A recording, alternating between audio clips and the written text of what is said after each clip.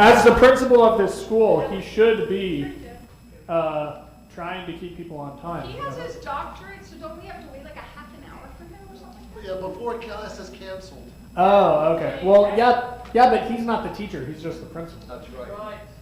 So basically, we just have to get rid of you for 30 minutes. Well, I want to be a half. Well, no, I'm not a doctorate yet, so you have to wait about a year and a half, and then I'll finish with my PhD at the earliest. You get 15 minutes. Yeah, I was about to say, I think I only get 15 minutes. If David was teaching, you'd have 30 minutes.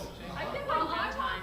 And if Joan isn't here right at 5:30, everyone leaves. I want 30. I was just a PG. I want 30 minutes too. That's Oh yeah, Sam also gets 30 minutes. Yeah, so there you go.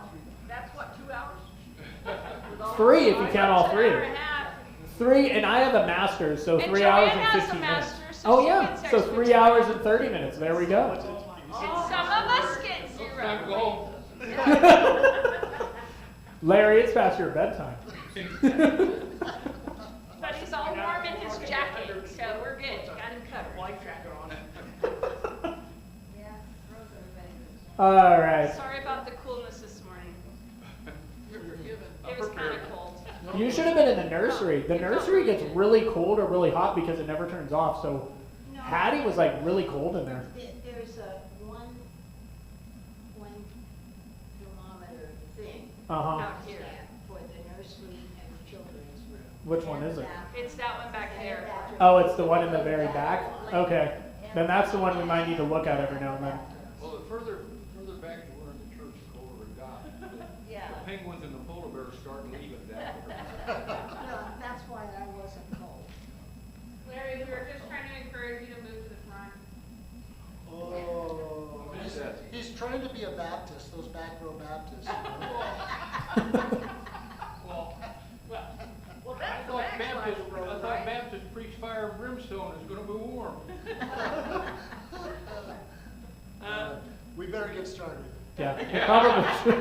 We probably should. I'll leave and go down to the With that, does anyone want to open us up in prayer? Now everyone gets quiet.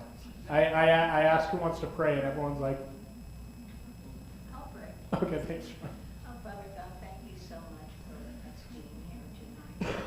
Esther, give us a deeper understanding of Esther and the events that took place in her life. Help us to see where we can apply that understanding to our own lives and grow in Christ. Amen. Amen. Thank you.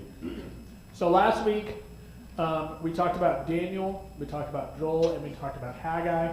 And Haggai is a prophet after the exile, just after the exile.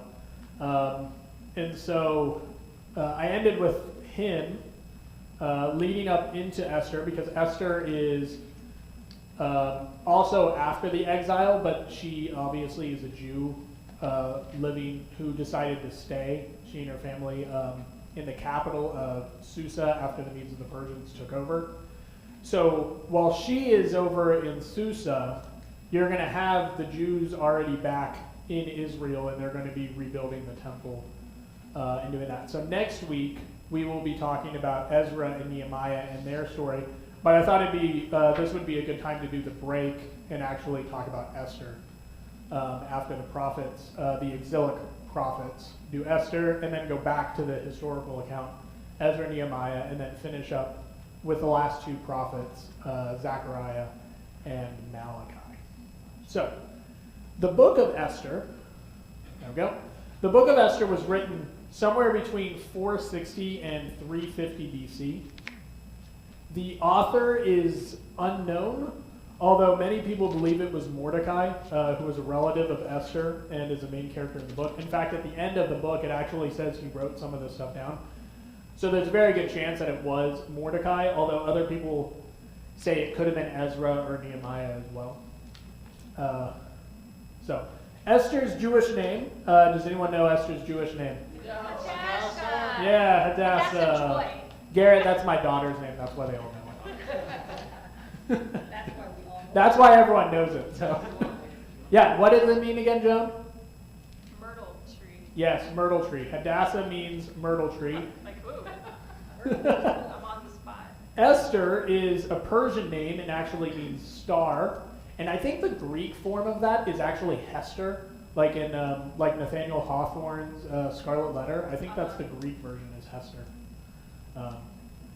So Esther was the queen of Persia, and her husband, the king, was Ahasuerus, also called Xerxes, and I'm going to go by Xerxes because that's a whole lot easier to say. He was the son of King Darius the First, who is mentioned actually a few places in the Bible, including one of the books that we just talked about last week in Daniel. Daniel chapter 6, verse 1, which is right after Nebuchadnezzar's son Belshazzar has his feast, and then the Medes and the Persians take over. And Darius is the one that actually took over. He becomes the first king, and he became the king at the age of 62. And in verse 1 it says, "It seemed good to Darius to appoint 120 satraps over the kingdom, that they would be in charge of the whole kingdom." So, and of course Daniel is then one of them. But that is who Xerxes is, the king, and Queen Esther's husband. It's Darius the first son. Now, the year that Esther saved the Jews was probably around 483 BC. And the empire of King Xerxes was very large. In fact, it was the largest the world had ever seen at that time. Persia covered the area now known as Turkey, Iraq, Iran, Pakistan, Jordan, Lebanon, and Israel. And it also controlled some of the sections of modern-day Egypt, Sudan, Libya, and Saudi Arabia. So it was a very, very, very large kingdom. Basically covered from like Iran all the way over to the north of Africa. Wow. Yeah. It's Size of China. huh? Size of China. Probably more like Russia. Like it was really big. Yeah.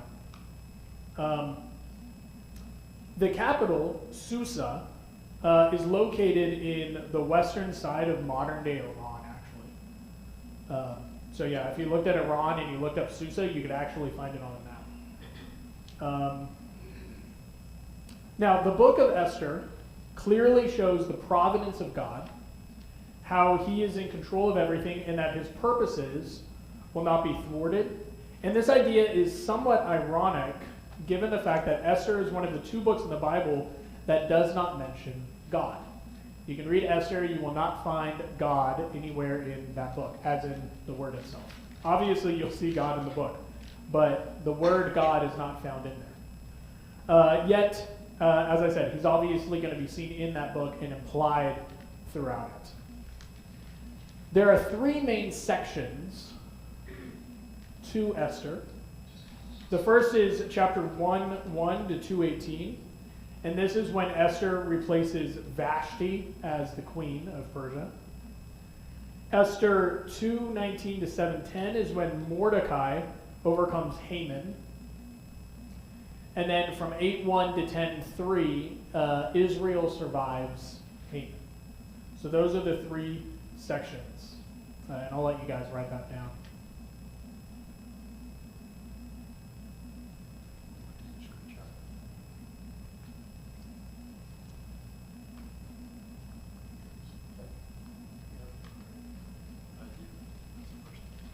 You guys got it? Almost, Gene? Okay.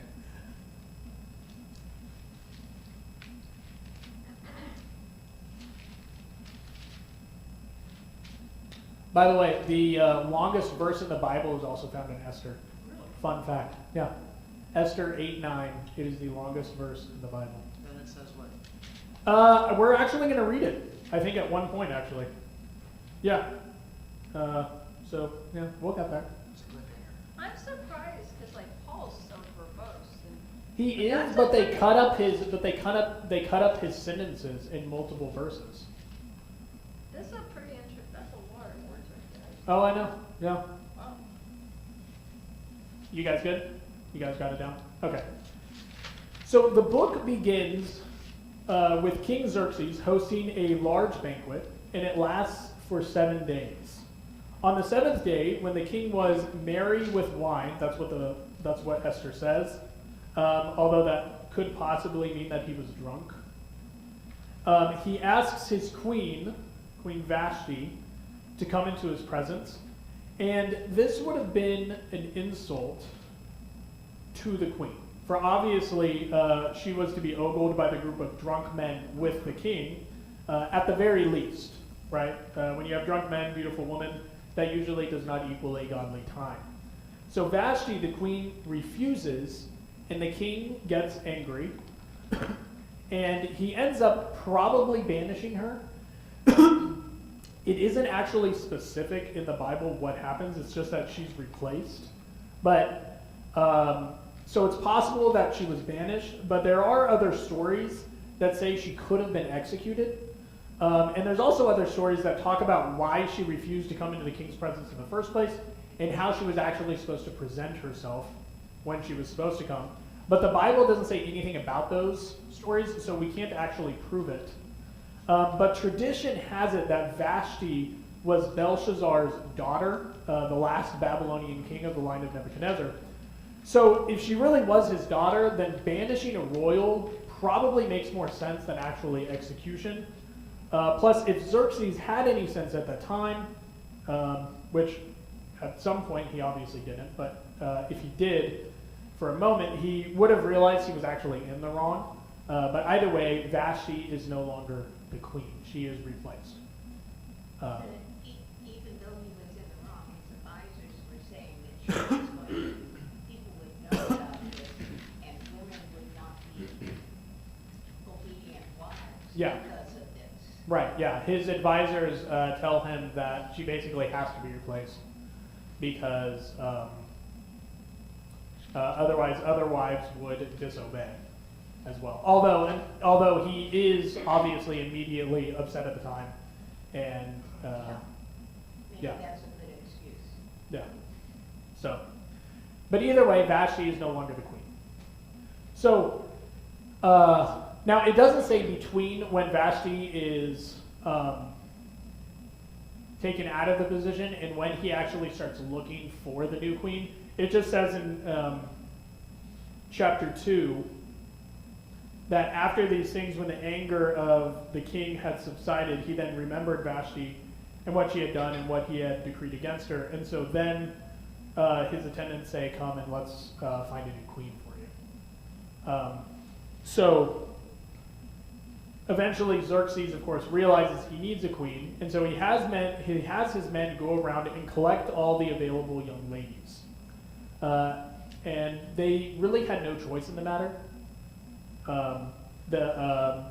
If you're a young unmarried woman and you were of the right age, you would have been selected and you would have been brought to the palace. If you were pretty. Yeah, if you were pretty. I mean, they may have grabbed other women as well, but And it didn't matter what tribe you came from, right? no, it didn't matter the tribe. It didn't matter whether you're Jew, Gentile. It didn't matter. They would have grabbed you if you were of the right age. I don't know, even if you were betrothed, if you hadn't even been technically married and consummated it yet, you may have still even been grabbed. That might even have been a possibility. Basically, the women had no choice. Yeah. And Esther was one of the ladies taken, and her cousin, Mordecai, who was raising her as his daughter, told her to change her name from Hadassah to Esther, which is from a Jewish name to a Persian name. And Mordecai told her to tell no one that she was Jewish, and it doesn't actually tell us why. It could have been for safety or some other reason that we don't know of, but either way, Hadassah changes her name and goes from Hadassah to Esther. And she was chosen as one of the young ladies to possibly replace Vashti. Now, Esther chapter 2, verses 12 through 14, actually explains the method of the king choosing his queen. So what happens, Esther chapter 2, 12 through 14, it says, now when the turn of each young lady came to go in to King Ahasuerus, after the end of her 12 months under the regulations for the women, for the days of their beautification were completed as follows. 6 months with oil of myrrh and 6 months with spices and the cosmetics for women. The young lady would go into the king in this way. Anything that she desired was given her to take with her from the harem to the king's palace, In the evening she would go in, and in the morning she would return to the second harem, to the custody of Shazgaz, the king's eunuch, who was in charge of the concubines. She would not again go into the king unless the king delighted in her, and she was summoned by name. So at first the young ladies were under I forget his name. What was his name? The first man. Basically, if you were a virgin, you would be in one section, and then after that night, you would go to the concubines, because you would no longer technically be a virgin. So you would actually switch places. That's what would happen. Now, Esther was beautiful inside and out, and she was very wise. She found favor with the person in charge of the young ladies. The possible women, in charge of the young ladies, who could have been the queen. She found favor with him, and Esther listened to his advice. So in Esther chapter 2, verses 7 through 9, it says that he was bringing up Hadassah, his uncle's daughter, for she had no father or mother. Now the young lady was beautiful of form and face, and when her father and her mother died, Mordecai took her as his own daughter. And then so when it came about, when the command and decree of the king were heard, and many young ladies were gathered to the citadel of Susa, into the custody of Haggai, that's his name, Haggai, that Esther was taken to the king's palace into the custody of Haggai, who was in charge of the women. Now the young lady pleased him and found favor with him, so he quickly provided her with cosmetics and food, gave her 7 choice maids from the king's palace, and transferred her and her maids to the best place in the harem. So she found favor with Haggai. And then in verses 15 through 17, when she actually becomes the queen, it says, "Now when the turn of Esther, the daughter of Abihail, the uncle of Mordecai, who had taken her as his daughter, came to go into the king, she did not request anything except what Haggai, the king's eunuch, who was in charge of the women, advised. And Esther found favor in the eyes of all who saw her. So Esther was taken to the king Ahasuerus to his royal place in the 10th month, which is the month Tebeth, in the 7th year of his reign. The king loved Esther more than all the women, and she found favor and kindness with him more than all the other virgins, so that he set the royal crown on her head and made her queen instead of Vashti." So you can see that she was beautiful inside and out. She was wise. She actually listened to the advice that people gave her. So she was chosen by King Xerxes to replace Vashti, and she found favor with the king. Now, quick caveat. We have to understand that at the time, Esther did not have a choice of what she was supposed to do when she came to the king that night. Right? It's obvious what happened, but we can't put our ethics into the biblical story in a completely different context than our own.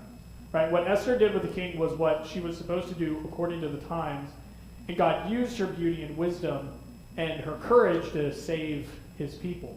Right? There's a difference between Esther and Xerxes and, Bill Clinton and Monica Lewinsky. Right? It's more similar actually to like David and Bathsheba, except that Bathsheba is already married. And David, who was supposed to be following God, knew this and committed adultery anyway.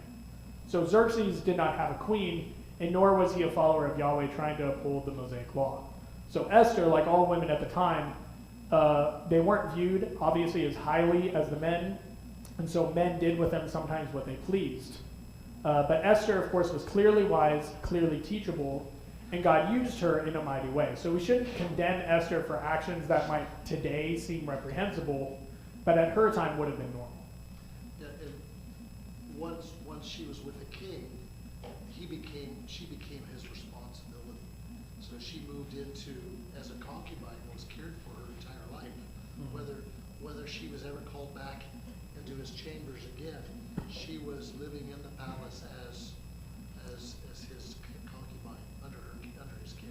Yeah, that's it. Yeah, if she wasn't king, so any of the ladies that weren't chosen, they would have just been a concubine.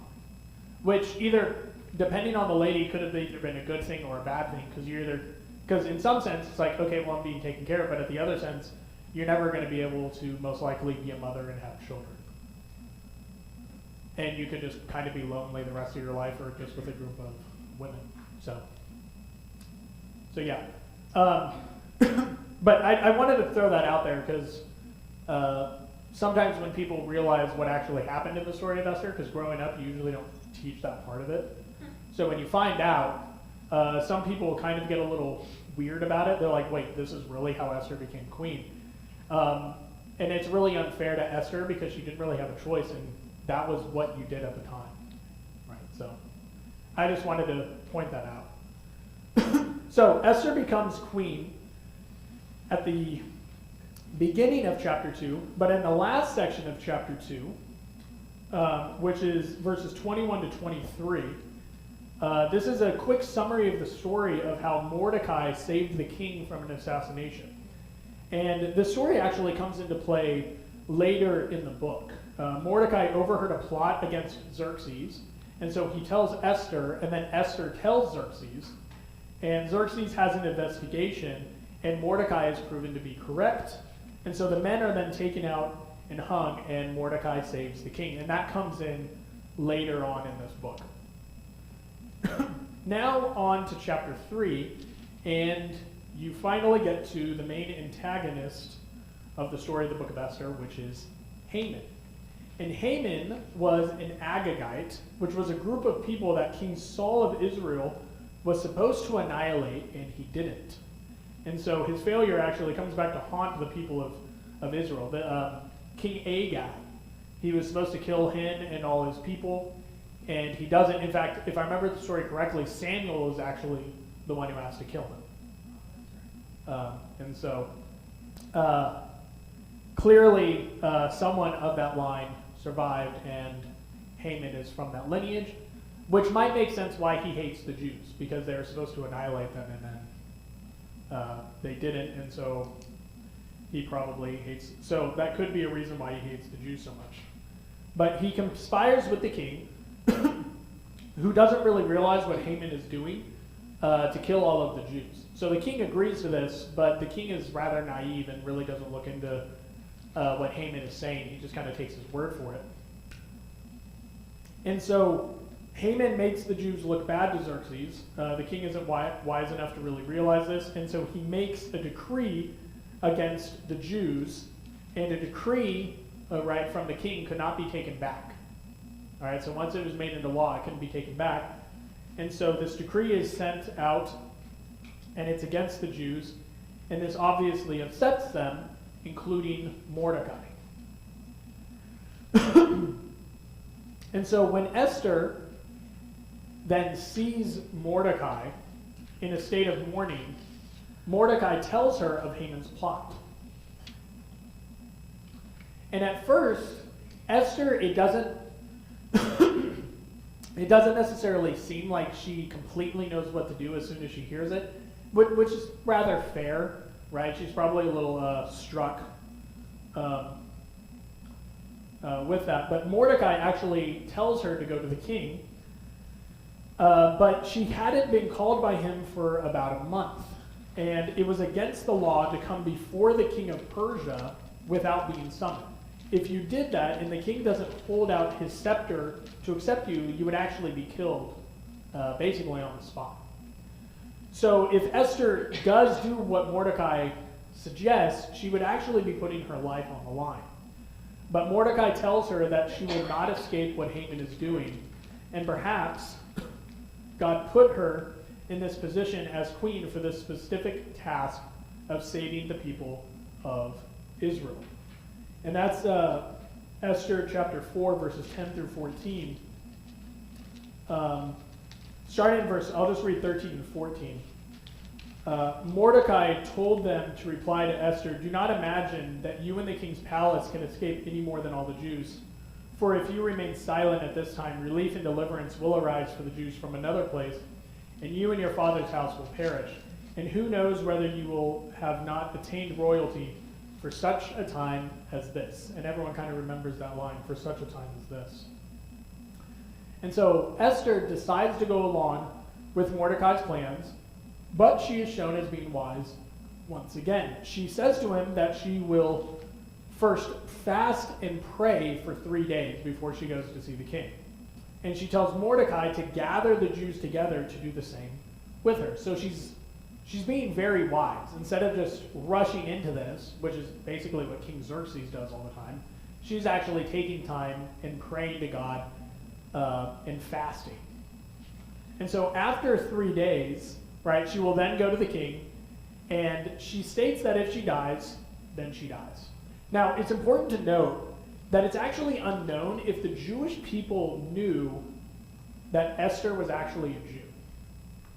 Okay? She doesn't tell anyone that she's Jewish, as far as we know, until she tells the king when she reveals what Haman is planning. So Mordecai, to gather the Jews together, may have actually had to tell them who Esther was. Now, if they would have recognized her, that would have been something, but it doesn't say that. And so it's actually very plausible that none of the Jews actually knew that their queen was a Jew. It was actually one of them. But what is known, of course, is that Haman nor Xerxes, neither of them knew that she was a Jew. I don't know if that would have changed Haman's mind if he would have known that the queen was a Jew, but he clearly didn't, and neither did the king.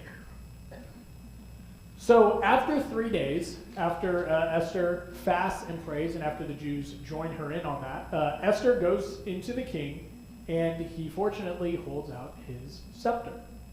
And so she is accepted, and she invites him and Haman for a banquet that night. And at that first banquet, she invites them again to another one on the next night, which on the second night is when she will tell the king her wish. Now, it is during that night, during the first banquet and the second banquet, that the king cannot sleep, and so he calls for a reading of the records of Persia. And so it's at this time when he realizes that he has not honored Mordecai for saving his life. So you see that? That story comes back. And so he orders Haman to actually parade Mordecai around Susa. Now, if you know the story, Haman hates Mordecai because Mordecai won't actually bow down to him. Everyone else will bow down to Haman, but Mordecai refuses. He says he'll only bow down to the Lord, and possibly the king. He may have mentioned that. I can't remember. But Haman despises him. And when the king asks, right, what should I do to someone that I should honor, Haman thinks he's talking about himself, and so he's like, oh, well, you should get the king's steed, go have one of your royal officials, put him on the steed, parade him throughout the town, and say, this is what is done for the man who the king honors, because Haman thinks he's talking about himself. And so the king says, yes, that is great, go do that to Mordecai the Jew. Or he may not say the Jew, he may have just said Mordecai.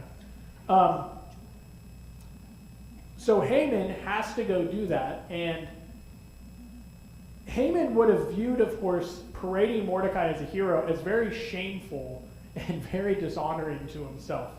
But he obviously does it anyway because he has to obey the king. And so you see this in Esther 6, 10, and 11. So the king said to Haman, take quickly the robes and the horses you have said, and do so for Mordecai the Jew, so he does say that, who is sitting at the king's gate. Do not fail short in anything of all that you have said. So Haman took the robe and the horse and arrayed Mordecai and led him on horseback throughout the city square and proclaimed before him, thus it shall be done to the man whom the king desires to honor. And so after he is done with that, Haman actually has to hurry to the banquet after parading around Mordecai. And so at this banquet, Esther finally makes known to the king what Haman is planning and who he's actually planning to hurt. And she tells the king that she's actually Jewish. And so the king is angry, and he leaves. He basically just gets really angry, he gets up and he leaves. And he returns a little later, and when he's returning, he sees Haman pleading with Esther and falling upon her. And so Xerxes gets even more angry, and so he has Haman arrested and then killed on the gallows that Haman had actually built to hang Mordecai on. Because Haman wanted to hang Mordecai. And when the king realizes what Haman was supposed to do to him, and that he had gallows built, he decides, well, I'm going to hang Haman on it instead. And so that's what he does. And so Esther and Mordecai are then able to save the Jews, making a decree where they can fight if people come against it. And so the Jews end up killing a very good amount of people, and none of them were killed. And so Esther ate Oh, I guess it says, I guess in my notes I'm not supposed to read verse 9. I'm going to read it anyway. That way you guys can feel the full breadth of Esther 8:9 and its length, okay? So the king's scribes were called at that time in the 3rd month, that is the month Sivan, on the 23rd day, and it was written according to all that Mordecai commanded to the Jews, the satraps, the governors, and the princes of the provinces, which extended from India to Ethiopia, 127 provinces, to every province according to its script, and to every people according to their language, as well as to the Jews according to their script and their language. That's Esther 8:9. Now let's read 10 through 12. So he wrote in the name of King Ahasuerus and sealed it with the king's signet ring, and sent letters by couriers on horses, riding on steeds sired by the royal stud. In them the king granted the Jews who were in each and every city the right to assemble and to defend their lives, to destroy, to kill, and to annihilate the entire army of any people or province which might attack them, including children and women, and to plunder their spoil. On one day in all the provinces of King Ahasuerus, the 13th day of the 12th month, that is the month Adar. And then in chapter 9, verses 5 through 10, it says, the Jews struck all their enemies with the sword, killing and destroying, and they did what they pleased to those who hated them. At the city in Susa, the Jews killed and destroyed 500 men. And Parshandatha, Dalphon, Asphatha, Haratha, Adalia, Aridatha, Parmashta, Arisai, Aridai, and Vizatha, the 10 sons of Haman, the son of Hamadatha, the Jews' enemy, but they did not lay their hands on the plunder. And then in verses 16 and 17 of the same chapter, chapter 9, it says, now the rest of the Jews who were in the king's provinces assembled to defend their lives and rid themselves of their enemies and kill 75,000 of those of their enemies, kill 75,000 of those who hated them, but they did not lay hands on the plunder. This was done on the 13th day of the month Adar, and on the 14th day they rested and made it a day of feasting and rejoicing. So they killed 75,000 people in the rest of the area. So, I thought I was done with names this morning, and then all of a sudden I had to read these, and I hadn't practiced them. So, the day after, as they said, it was a day of feasting and rejoicing. And so that day of salvation, the Jews actually made a holiday from it called Purim. So if you ever hear of Purim, the Jewish holiday, this is actually the story where it comes from. Hanukkah comes from the Maccabees, which is not in the Bible. That's in the historical books that we don't have. But Purim comes from Esther. And so after these events, Mordecai is actually placed in Haman's position, and he is viewed as very great. Yet God, of course, is the one that truly deserves the honor and the glory. Now, what we learn from the story of Esther is that God is sovereign, right? He is in control. Even when it doesn't look like it, God is still working in this world. He does not stop, right? Also, God will protect his people when evil comes against them. He has not forgotten them. God still loves Israel, and he is able to use any means to help them, including having a Jewish girl become a Persian queen. Right? God is in control. He hasn't forgotten Israel. Even to this day, he still loves the nation of Israel. Now, some practical things to think about is you don't really want to make rash decisions like Xerxes. Right? Be more like Esther and Mordecai. Right? Go to God during the difficult times. Right? Pray and even fast when you need to, when making big decisions. Right? Prayer really does help. Right? David was telling the story this morning. I think you were telling the story this morning about the prayer walk and how some of the people that we've been praying for, that the people go on the prayer walks, they've actually started coming to the church. Right? Prayer really does help. We should also learn to be humble and not prideful like Haman. Pride goes before the fall. I think we've all probably heard that. I think it's in Proverbs, if I remember correctly. And we should not glorify ourselves, but instead we really need to glorify God. Everything that we do is to glorify God. It's not to glorify us. And another thing that we can learn is that God has placed us each specifically where we should be with the gifts he has given us to do to accomplish the will in our lives, right? If he's going to call us to do something, he's going to give us the gifts and the abilities to accomplish that, right? He has placed us each in a specific place with specific people that we can actually reach, right? Esther was given her gifts by God, and she used them to save her people. And we can see this idea throughout many other stories in the Bible: Abraham, Moses, David, Paul, Peter, right? They all were using their gifts and the abilities that God had given them to do what God had actually called them to do. And so the point really is to take those gifts and actually use them to glorify God. And that's what Esther did. So any questions or comments about Queen Esther or the book? Only just one day, but I got to thinking about an incident when we were talking about the parade and honoring Mordecai. I was selected as the Grand Marshal of the homecoming parade. Walter White, who was a beloved teacher, was my driver. And I was sitting in the back doing the old Queen wave, and everywhere we went was, "Hey, Walter! Hi, Walter!" I finally told Walter, "Why don't you get back here and I'll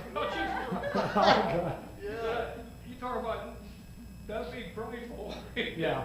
To put it in place. I don't know that that's equivalent to what we're talking about, but that's what came to my mind as we were. No, that's a pretty good example. I mean, now, to be fair, there isn't nothing wrong with receiving honor in certain times and places, but to not give honor to God what he truly deserves, that would be wrong. Stealing honor from God is what's wrong, right?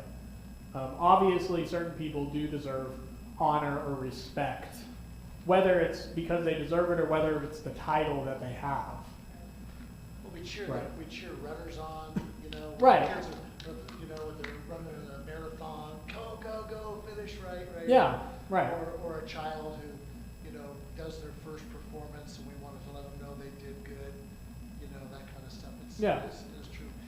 We saw the same thing happen recently when we were at the rodeo.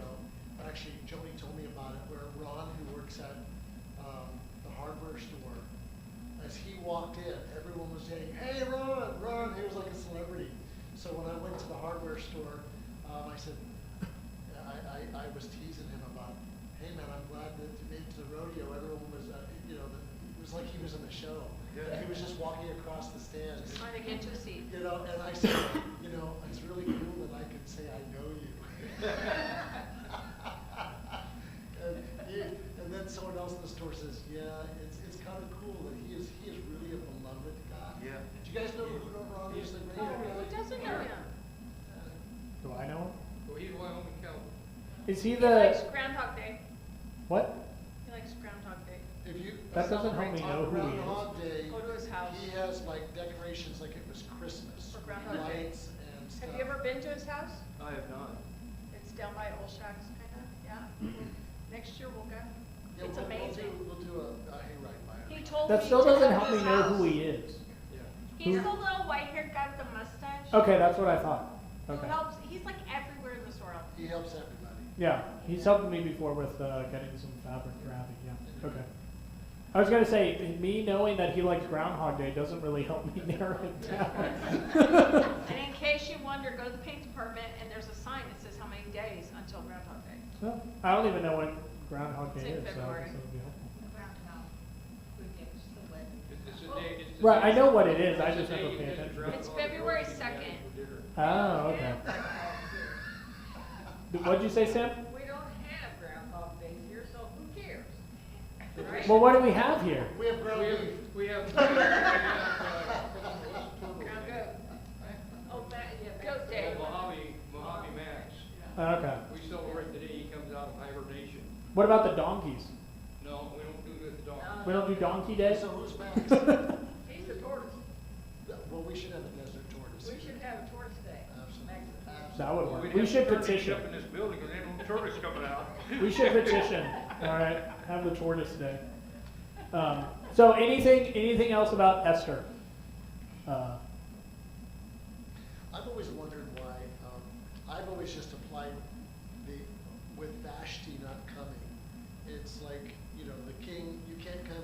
extends the scepter, you cannot have his, so if the king requires you to come, you're to respond. Yeah. And so I always saw it as that she did not, everyone is, because Esther couldn't come into the court unless she was asked to, so she was fortunate that he extended his staff, right? So even though he was drunk, that really is irrelevant. It's kind of like a catch-22. It would have been bad either way, most likely. I think that she was very brave. Yeah. Because she was the queen. She was the queen, and she herself had, if I remember correctly, like a banquet for the 7 days for the women. For the women, and so the king, and it says that he's married with wine, and he was probably egged on to bring out Vashti, who's supposed to be like the most beautiful woman ever, to bring her out. And tradition has it that, I don't know if this is true, but she may have supposed to have come in naked. So now I don't know if that's actually provable, but some of the stories say like that's actually how she was supposed to present herself. So if that was the fact, I mean, there's a reason why she refused.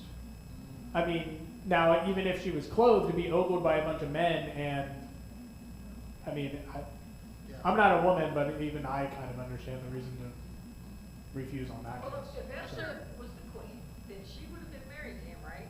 Yes. Now, he could have had a lot of wives, but there's only one queen, right? Yeah. So that they wouldn't necessarily It doesn't- be concubines. It doesn't say that he had more than one wife. No, it doesn't. Be a It says he had concubines, which is technically different than a wife. That's true. But if he had concubines, like you Mhm. say, she would have still been his wife. Yes. To be queen, right? Yeah. Whether he had concubines or whether he had more wives. Right. So, okay. Yeah. So, Yeah. So the difference between a porcupine and a concubine. Yeah, both a sticky situation, right? Yeah. So a concubine is that you're not going to produce royal children from yeah. them. Technically, you could produce children, but Not royal children. yeah, it wouldn't be royal children. It wouldn't be of the royal line. Yeah. Yeah. Why did people that study the Bible judge Esther? I don't think scholars necessarily judge her that way. It's that this is a really interesting thing. Most people don't preach on Esther. It's not a book that's commonly preached from. And usually when they tell the story of Esther, they bypass the part that basically she became queen because she was extremely beautiful and slept with the king, and she was really good at it, basically, and was very lovely and everything. And that's how she became queen. Yeah, VeggieTales didn't really show that. VeggieTales doesn't do it. They don't, But it's I mean, a great one. It's one of my favorites. yeah, I love the Esther one, but I didn't even think about it until I actually read it in college in a class, and the professor was like, this literally is what is implied by the language and what it says on how she became queen. And so you usually don't teach on that because it's a little risque. It's like people judging Bathsheba. Yeah, well, and they should have judged Bathsheba. No, they Because, should not. well, and most people, and the Bible doesn't judge Bathsheba. No. The Bible because only ever condemns what- David what for a choice reason. did she have? Yeah, exactly. She had no choice. But when you're brought up just thinking, oh, Esther became queen because she's just really beautiful and she's in the favor of God, and you don't really know the full story, all of a sudden when that hits you, you're like, wait a minute. Esther was not married to the king, and she slept with the king, and she became queen. And all of a sudden, like, the story changes sometimes. I've seen it happen. I'm not saying it's correct. I'm just saying it does actually happen. But he was the king. Yeah, he was the queen. She didn't have a No. choice. Right, but when you're not taught that growing up, and it's not really preached on, all of a sudden you're in your 50s and you hear that and you finally realize what actually happened. It can be a little jarring. She wasn't just in a beauty pageant. Yeah, that it set wasn't. her up. Yeah, it wasn't just a beauty pageant. Because that's kind of how it was portrayed. Right, exactly.